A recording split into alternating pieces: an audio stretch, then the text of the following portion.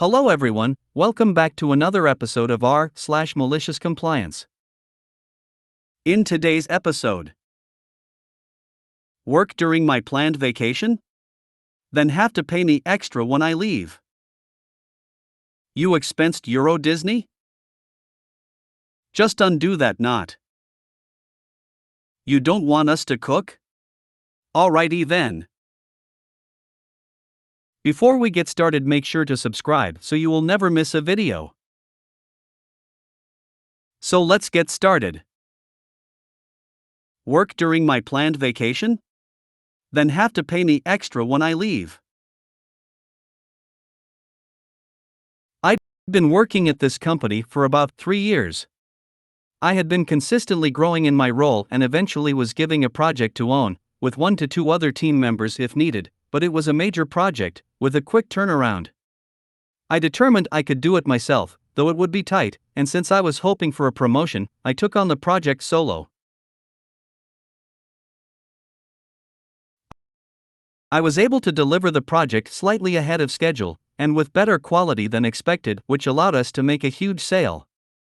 The head of the company gave me an award at an all-hands meeting for the work I did, and my boss let me know I was on track for an end-of-year promotion, with a nice pay raise and more responsibilities.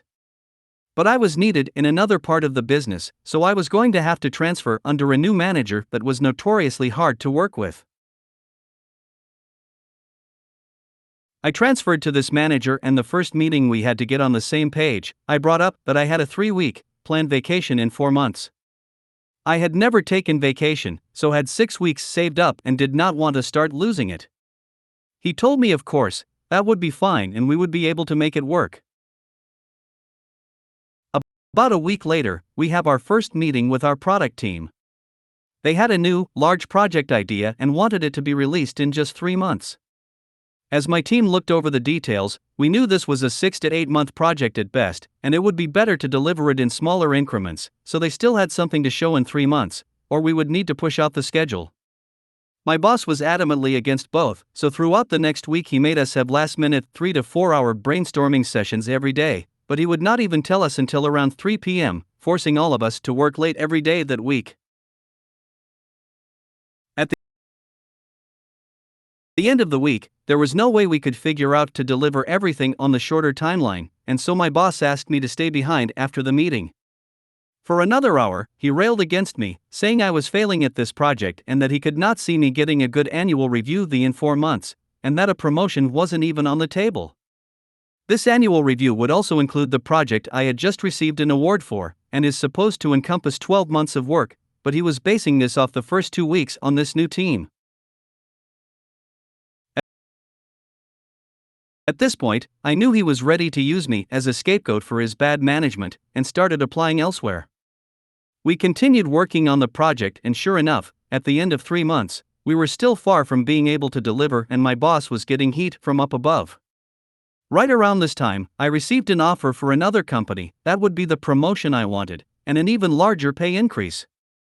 I accepted the offer and negotiated my start date to be after my vacation, now 3 weeks away.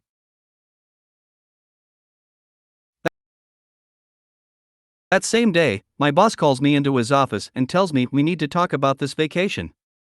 I reminded him that we had talked about it months before and that everything is booked, flights, hotels, etc. He would not let up and told me there was no way I could take 3 weeks off with how behind schedule we are. He told me I could go on my trip, but I could not take vacation and would be expected to be online during our business hours throughout the trip, 4 a.m. to 1 p.m. local time in my vacation spot. QMC.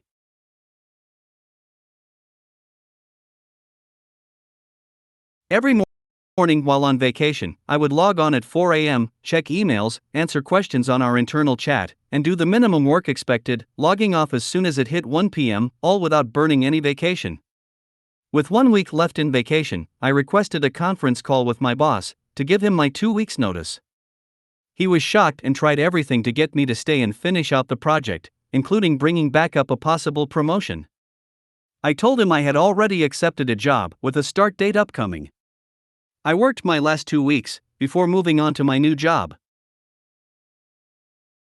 Because my boss required me not to take vacation, the company had to pay out all of my accrued vacation once I left, a little less than 7 weeks at this point, including the 3 weeks I had originally planned to take. Now short-staffed, I heard from other co-workers that the project missed 2 more adjusted deadlines and eventually the manager was demoted before being let go from the company. About 6 months later, the head of the first company asked me to lunch to offer me a role taking over my former boss's old position. I negotiated an even higher pay increase, as well as company equity, and ended up going back there for 3 more years. You expensed Euro Disney? I was reminded of this anecdote a little bit ago. So it's the spring of '92 and I have just completed nearly 4 years of contract work to the US Army at HQ Yucam in Stuttgart, Germany. Nothing major happened while we were in country. Just Desert Shield/Storm, Berlin Wall fell down, German reunification. Anyway, it's late March, and our household goods have been picked up and are on the way back to the States, and my wife and I, and the 2 little ones we'd spawned, are going to be in a hotel for the next 30-ish days. I asked my boss what rate was I authorized for my per diem, hotel and meals. Was it the German rate? Or the US rate? I don't recall what rate he told me, but I then said okay. We're out of here. I'll see you next time you're at company HQ. With that, we left, rented a car and drove to Paris to visit Euro Disney that had literally opened the day before. And we stayed at one of the hotels there at the resort for a week. It was lovely, aside from the weather. Trust me, early April in Paris, you almost wished it was a little colder so the rain would be snow.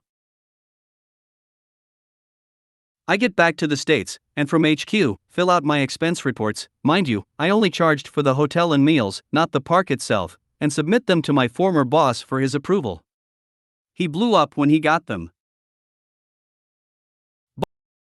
Boss, you expensed Euro Disney?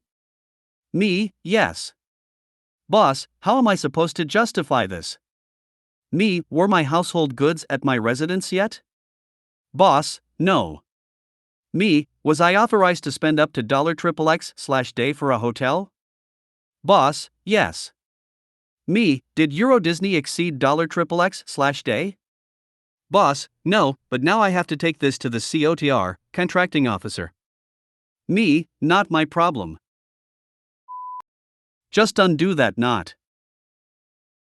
When I was a teenager, I spent my summers visiting my mom on one side of the country, and every other year her mom, my Grammy, on the other side of the country. Grammy usually had some project that needed doing, like cleaning gutters, fixing a fence, things like that. This story is from when she wanted some trees chopped down. Volunteer trees, the kind that grow tall and fast, but not thick. Easily handled with a hacksaw and/or hatchet if one knows what they are doing. As will become apparent, I was not qualified for that description.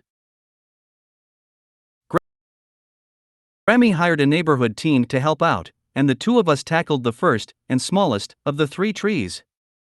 This was when I learned that I was the most qualified of the 2 of us, so I was in charge of planning.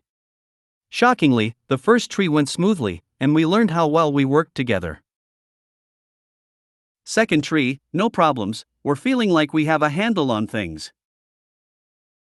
We get to the third tree, and just like we did before, we tied a rope towards the top of the tree, tied it off to an old stump to guide the tree, or prevent an accident, and got to work chopping into the trunk of the tree. We realized we had a problem when the rope went tight.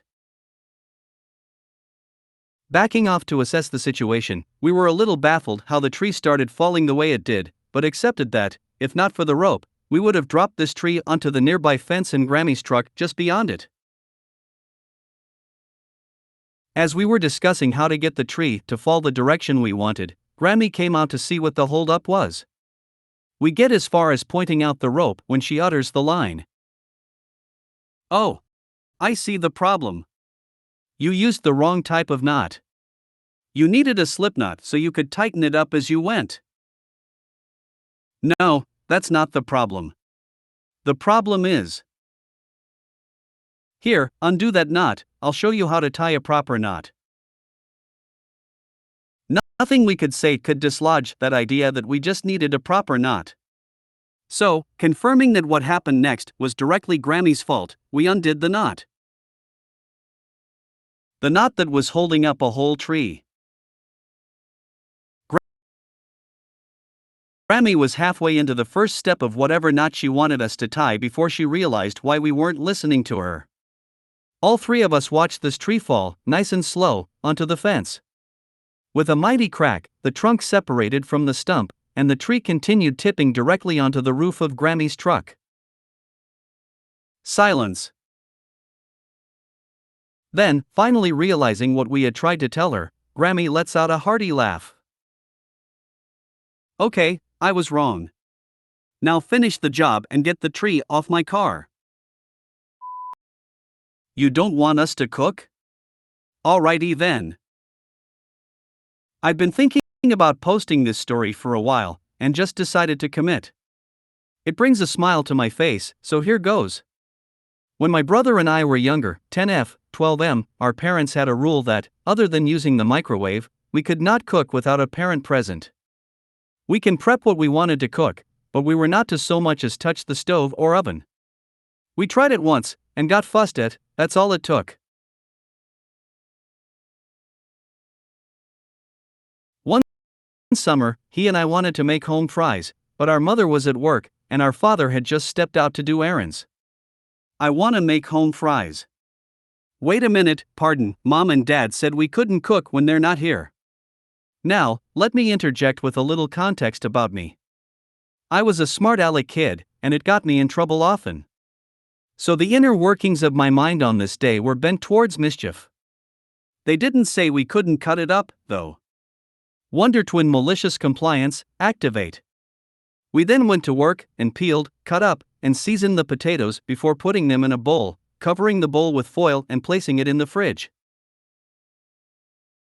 My brother and I looked at each other and said, wouldn't it be funny if Dad came home and ate raw potatoes but said they were good even though they were raw? For a little more context, my dad was notorious for going into the refrigerator and eating whatever food he felt like eating, regardless of whose it was. We laughed hysterically at the thought for about 10 minutes before going back to play Sega. About 2 hours go by and then my dad came home. As expected, he went to the refrigerator and pulled out the bowl of raw potatoes. We heard the rustle of the foil and immediately went to the kitchen to watch what he was going to do. He ate a potato and said, "Oh, this is raw. It tastes good though, but why didn't you cook it?" We reminded him that he said we couldn't cook if there wasn't a parent in the house. He chuckled and got out the skillet. That rule didn't last much longer in the house, and he began teaching us how to cook more. If you made it to the end of the video, thanks for watching. Don't forget to like, subscribe and share, and we will see you in the next video.